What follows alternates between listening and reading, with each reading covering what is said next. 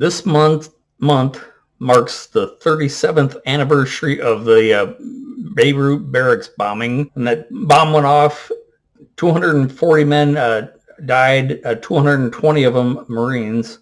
Out of those 220 Marines that died, 15 of them were tow critters. And I've been out for about a year and a half when it happened. But I still had a couple friends that were still in the company, and a couple of them had been in the barracks. What happened? What I did was I got together with my friend Clancy Shipley, who got out of the Marine Corps about a week before me, but he had hung around, and my last night in the Marine Corps, we had gone out with our friend John Bonk, and John was one of the casualties when the barracks was blown up. Out of those 220 Marines, 15 of them were tow critters. At the time, there was a tow section was on every deployment. So that was 23 men. So 15 out of 23 fatalities in the bombing.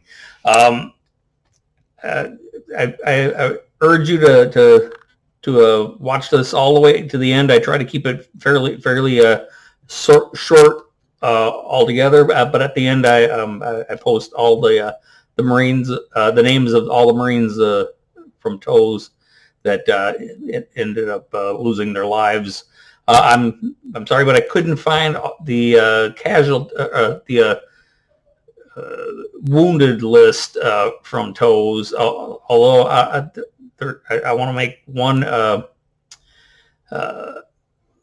acknowledgement. I think most of you have probably read the accounts right after the bombing, where I think it was the commandant went to see some of the wounded Marines in the hospital, and a wounded Marine handed him a scrawled Semper Fi on a piece of paper, and that was a tow critter named Jeff Nashton.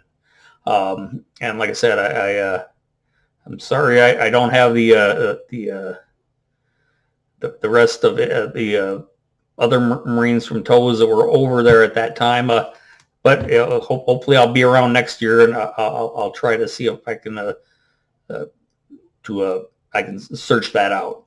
So anyway, like I said, I hope you guys enjoy. It's like I said, it's a little more somber theme, but like I said, I got together with my friend Clancy, who we had spent my last night in the Marine Corps with Jeff Bonk, and that we talked just a little bit about our feelings when we heard about the bombing and the deaths and everything. So also a lot of us from that time have some conflicting opinions about or our feelings about what happened and the politics of it and all that. And this post is I'm not going into the politics at all. It's basically just to remember those guys and just remember what happened. Now, I maybe down the road, like I said, I know a few people have some strong opinions about what had happened with the politics and how things went down back then. So maybe at some point we'll do another episode where we'll talk about that. But like I said, right now, today, this is just to remember everybody. So I hope you all enjoy, and Semper Fi. How's it going, man? Hanging, bud. What's going on, man? Not much. How's you been? What's going on with this thing we got going on here? All right. Well, I figured since Friday is the 37th anniversary of the Beirut bombing. I thought we'd do a little memorial of it, and talk about since we were out by then, but how we felt when it happened, and then how we felt once find out, like Bonk and a couple other people that we knew had been there. We talk about our last night. Actually, it was my last night in the Marine Corps when we went out with Bonk. And do you remember that night? Because I don't remember. You should remember. Did we go to the High Times or something? Yeah, we were at the High Times, and actually, you should remember it because you drove me back on motorcycles. Oh fuck, that's right. Yeah, remember you had to actually use bungee cords to keep me on the. That's right. That's right. You had to put a seatbelt on your ass. You bungee corded me and a 12-pack onto your sissy bar. That's right. Oh my God. Oh Jesus. Oh, that was a night. Oh Jesus. We drank. I don't know. You can't even count the beers we drank.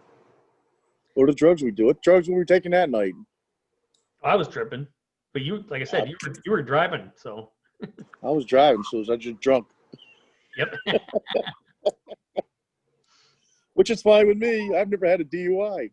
But remember, John had just gotten his re-enlistment bonus. Oh, that's right. Remember, part of his re-enlistment package was they sent him to, I think it was like Idaho or someplace out west. He went out something to do something out there. Well, he went out to test drives at the Humvees. The Hummers. Yeah, because they hadn't, actually they were test driving to see if they were going to use them. Who went up to Virginia testing them? Bliss? Jeff Bliss and a couple other guys went to Virginia and tested them, and Bonk, and I forget who else went out to Idaho to test those things. Yeah, it was. I'm pretty sure it was Idaho. It was someplace out west where there was nothing to run into. Yeah, right. They knew they were taking tow guys to drive them, so they did have a lot of room. If there was something to hit, we hit it. That's for damn sure. Yeah, so he had just gotten his re-enlistment bonus, and then the three of us went out, and he was buying since he had just gotten his bonus, and we were giving him a hard time because he just got he re-enlisted. You'd been out for a week, I think, and then I was getting out the next day. That's right. And we were giving him a hard time, and we were all you and I were saying, oh yeah. You got yourself re-enlisted, don't get your ass shot off, Yeah. That's right. That's right. Yeah.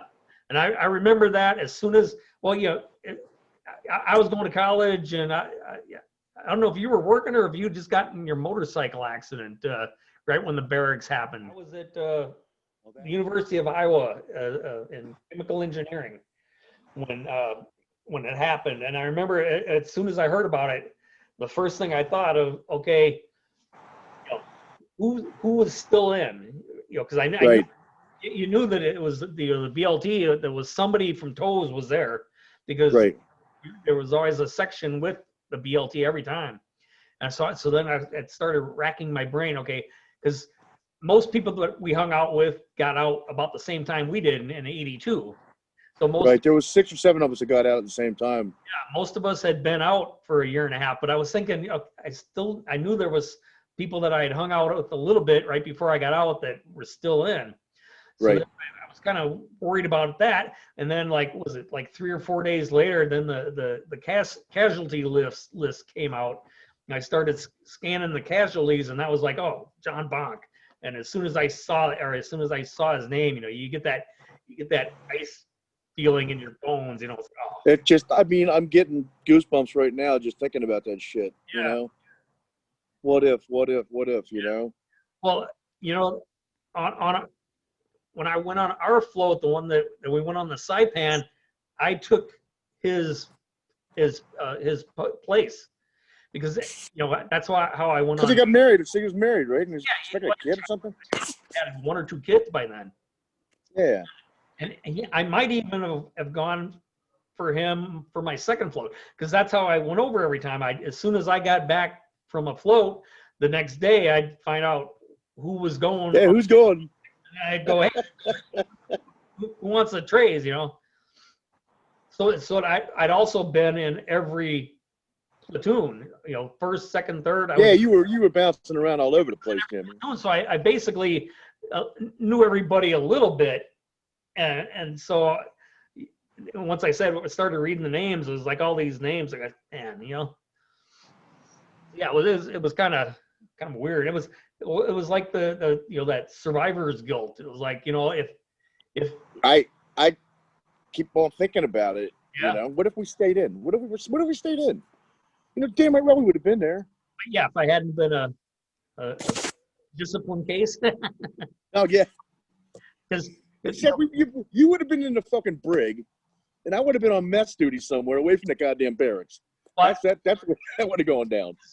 When we got out in June, they were talking about sending Marines into Lebanon by the fall. Right. There was September or October they were planning on that float going over there. August or September when they actually went in there. But right. I tried to see if I could get an extension to stay in for long enough to go over to Lebanon, because I thought, they laughed you out of the fucking office. I went over to the med like 3 times. I wanted to do something where we're actually doing something. So I would have been on the first group in, but if I had stayed in for like 2 more years, I would have extended my next group, because like I said, I went every other time that they sent somebody to the med. I went, because it was rather than you would have swapped boats in Rhoda, and everybody always did. Basically. Yeah, I was like, oh man. Well, and like I said, if Bonk was looking for somebody to take his place, I would have been there. You would have been there right off the bat, because that was my MO the whole time was. And I never knew there was a monument to that. One at Lejeune and one somewhere in Jersey or something. Yeah, well, there's one at Lejeune, yeah. And then I've read there's one somewhere else.